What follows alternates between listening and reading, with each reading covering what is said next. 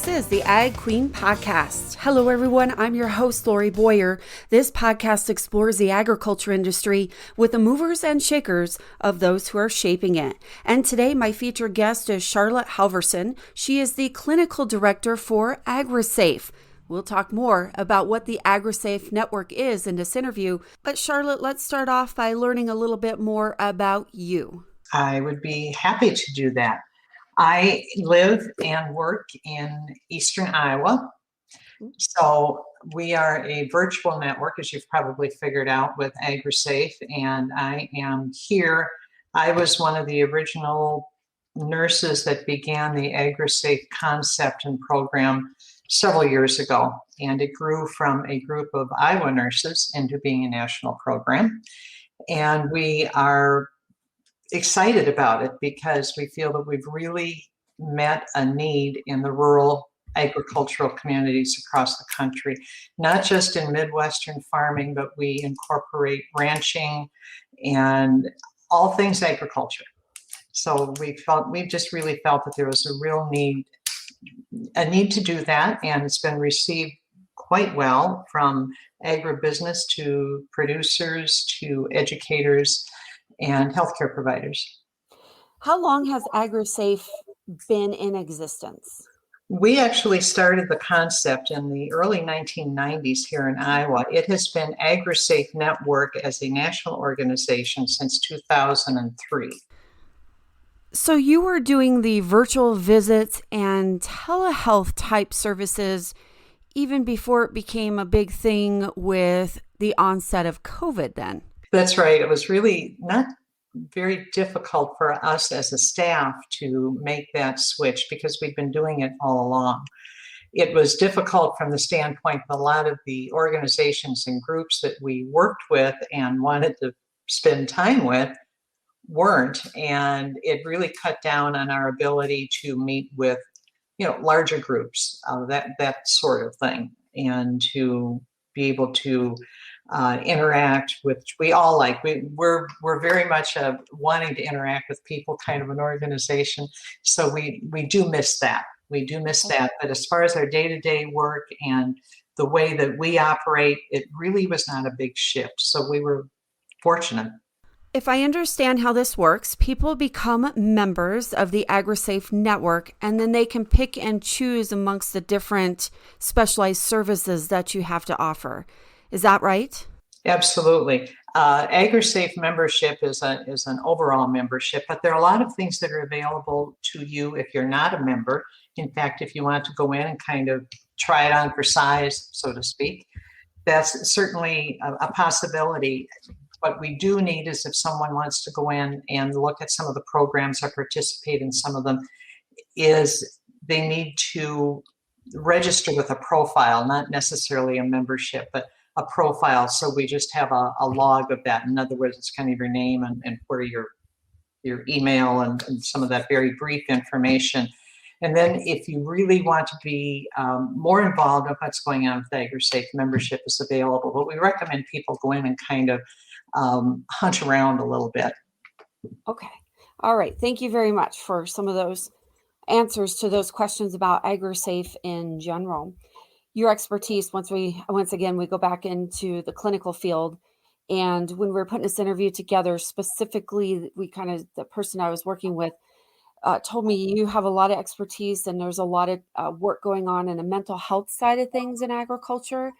What are some of the trends, some of the things that are coming up in your world with regard to mental health and agriculturalists? Mental health has been a really big part of what AgriSafe has been involved in for quite a while. And we do I'm one of 3 nurses on staff, and we have a nurse that has a large background in mental health and has been doing a tremendous amount of work and brings her expertise in that field as well.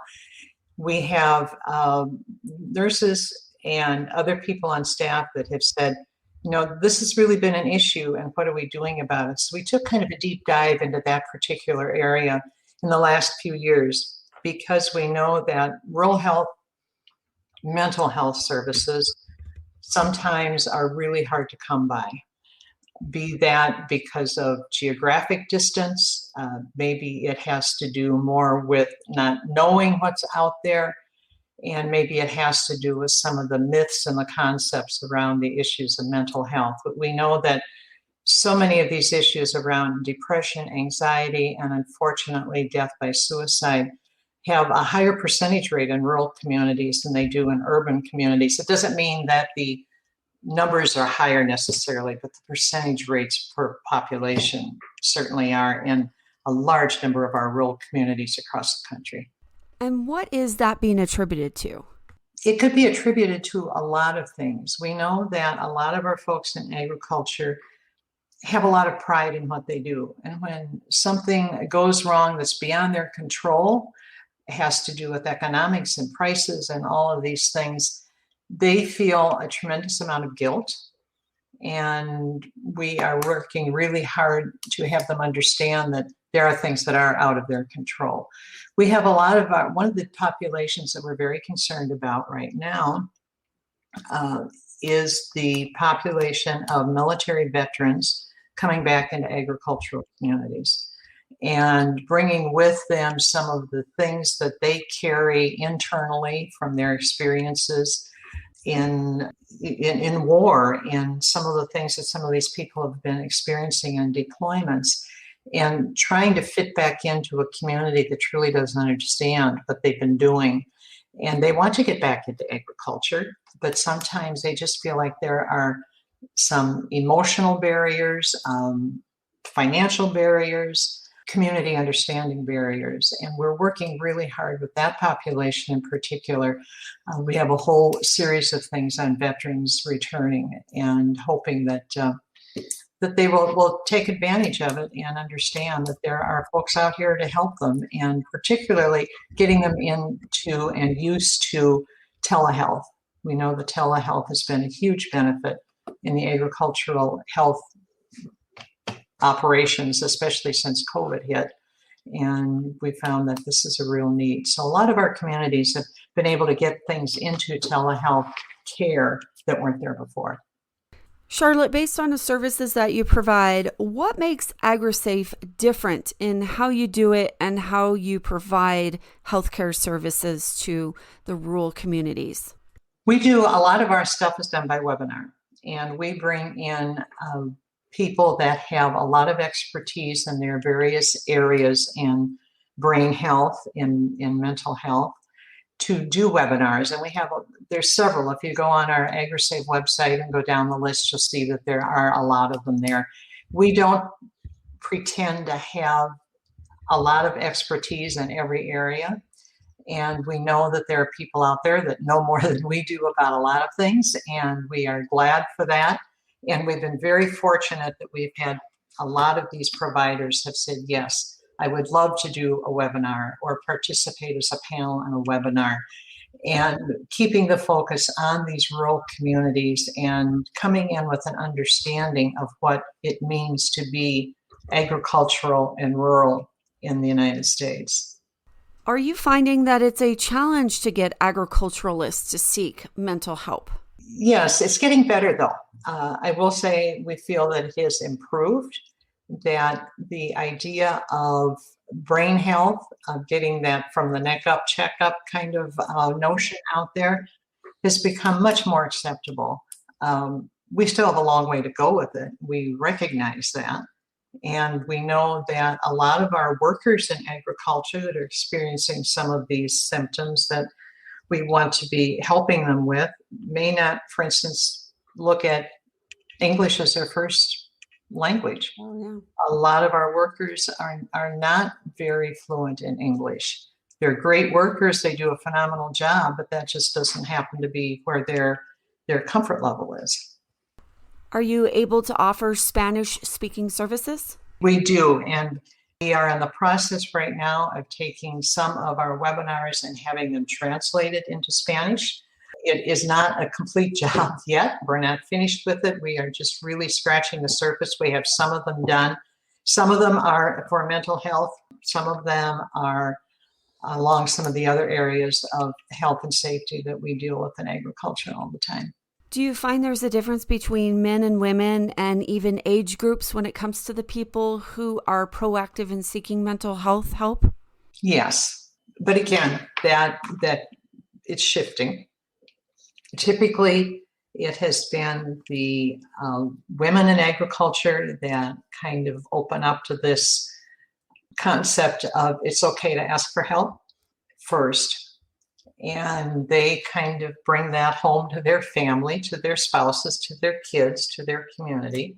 We are finding that some of the younger men are more open to it than some of the older gentlemen, but that too is changing a little bit. And I think as we pick away and chop away at that acceptance of brain health being just the same as if you had something going on with your kidneys or a broken bone or those kinds of issues, that sometimes our brain needs a little checkup as well, that it's okay, that this works. And we found that we've had some people in some of the communities have said, I will help you get this word out. I will help you spread this word. And some of our farm organizations have been wonderful as far as saying, will you help us with this? And they have been looking at we do some programs with things like QPR. We have two of our nurses do these programs, our presenters, and that they've been very well received. And just the notion of, if you don't be afraid to step out and say, are you okay? Can I help you with something? And that message alone has been a big help in the communities. I see there is a place on your website under current projects that says Agri-Stress Response Network. Is that one and the same of what we're talking about as far as services? It's a new program that is just rolling out through AgriSafe right now. And Dr. Tara Haskins and Lindy Emanuel are nurses that are really spearheading that program. You would probably get a really nice bit of information from talking with them. And Dr. Tara Haskins would be a really great person for you to talk to when you have some time. I will. But what is that? What is different about that program compared to what you're already doing? It's a way of taking the things that we do and put them into a more of a formal program, and be operating excuse me, through some of the states that we've been working very closely with. A lot of the southeastern states is where it's kind of starting and then spreading out from there. Charlotte, I know that you work beyond just the mental health side of things. You have some other expertise, but I also know that you do some curriculum development. Let's talk about that. I do a lot of work with AgriSafe related businesses, corporations, individuals, and so forth. But one of my particular areas that I'm responsible for is a program development for healthcare providers. And one of the programs that comes under that particular heading is the Nurse Scholar Program. You've heard anything about that?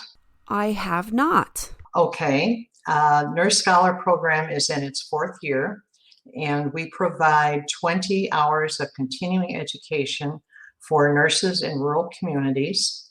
We do have some scholarship assistance available for some of these nurses. We still have some seats left in that.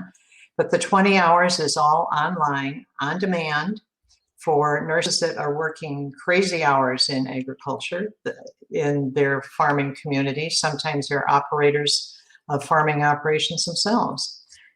The program was developed because we understand that a lot of nurses that go out working in clinics, hospitals, schools, in rural communities maybe don't have a background in agriculture. And there's a certain kind of lingo, if you will, that you use in agricultural communities that when you live in rural communities, you think everybody understands, but they don't. And there are a lot of the exposures in agriculture can set you up for some specific injuries, diseases that are just happen because you're working around animals, large machinery, weather conditions, all of those sorts of things.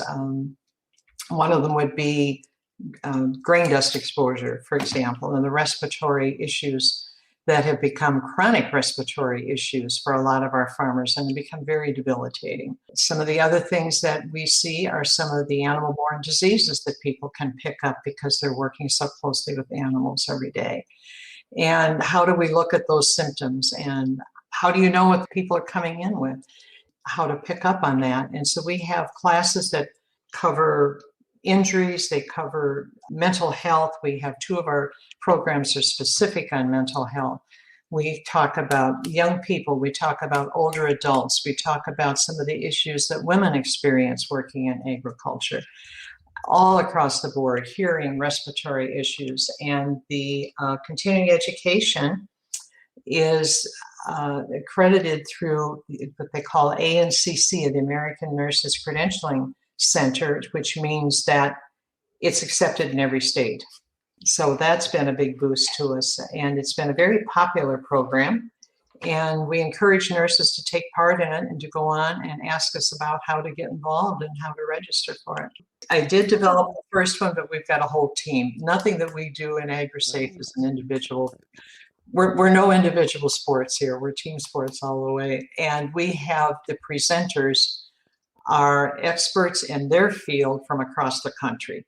We have nurses that are educators. We have veterinarians. We have physicians. We have industrial hygiene people, all participating. So it isn't just 1 or 2 people teaching all 20 hours of this. But it is, you can go online and you can do it at 3 o'clock in the morning if that's what you want to do. So we encourage people to do it at their own speed, and we usually spend about a year. This program right now is running. We opened it in March and it will close in March, and the next March we'll open the 2022. But they are welcome to jump in and start anytime they want. And again, you've been listening to Charlotte Halverson. She is the clinical director for the AgriSafe Network. For more information, you can log on to agrisafe.org. That does it for today's edition of the Ag Queen podcast. I'm your host, Lori Boyer.